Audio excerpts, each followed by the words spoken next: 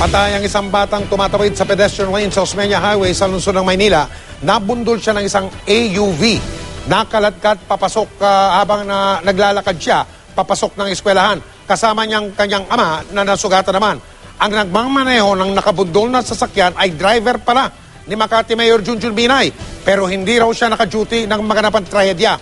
Si Mayor Binay mismo ang nagsabi na dapat panagutan ang kanyang driver ng nangyaring disgrasya. Si Ian Cruz, naka-alerto 24. Puno ng pangarapan 12 anyos na si Joshua Danao.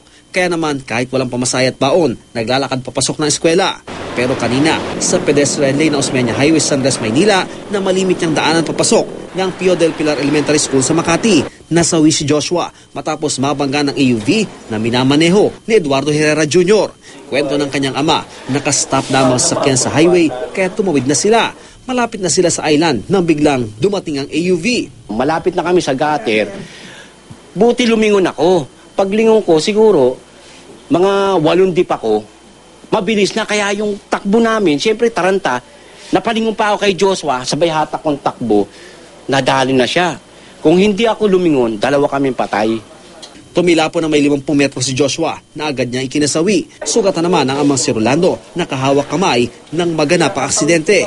Pero ang AUV na nakabangga sa mag-ama. Nagbiting the red light nga po yung adventure na kulay black.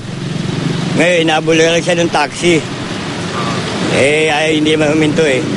Pagdating sa Vito Cruz, may hagad doon. Pinahabol nung taxi driver sa hagad. Doon siya inabutan.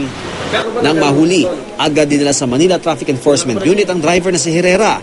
Galit ang mga kaanak ng biktima nang makita ang driver. Ganun lang buhay yung pasensya, pinatay mo ang anak ko. Kung hindi ako nakatakbo, 2 kami tutumbukin mo. Nasaan ba ang ano mo? Para ka bumangga sa puno. Duda ng mga pulis, nakainom ang driver. Dinala sa ospital para ipa-medical test at malaman kung nakainom nga. Pero di naman nakakuha ng resulta ang pulis.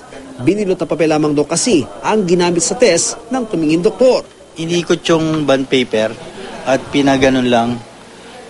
At pinahinga siya dun sa bond paper at inamoy ng doktor. Wala raw siyang ganong mamoy. Ano sabi ng doktor na nakapirma dyan?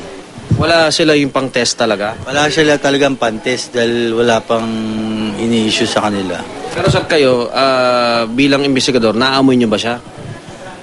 Parang may naamoy siyang, medyo may amoy siya, kaya lang hindi natin matest. Gate naman ni Herrera, di siya nakainom. Pinanindigan din niyang nakago ang signal light niya, kaya siya dumiretso. Walang may gusto mangyaring ganun, mga pangyayaring ganun. Hindi lang sila sumusunod sa tamang tawiran talaga. Pero pananagutan mo na lang? Saan? Oo! Kasi nandun na yun eh. Hindi na natin kaya balik eh. Magkaka-aggravating nga ito dahil nga may hit and run sila. May hit and run case dito dahil nga after the accident, iniwanan yung mga biktima. Naharap sa kaso ang reckless imprudence resulting in homicide ng driver. Labis ang pagkabigla at pagluluksa ng mga kaanak ng bata sa kanyang sinapit. Panagutan niya lahat. Ang nangyari sa pamangkin ko, hindi po biro-biro. Yung ginawa niya dahil nag-aaral pa po yun. Ian Cruz, nakalerto, 24.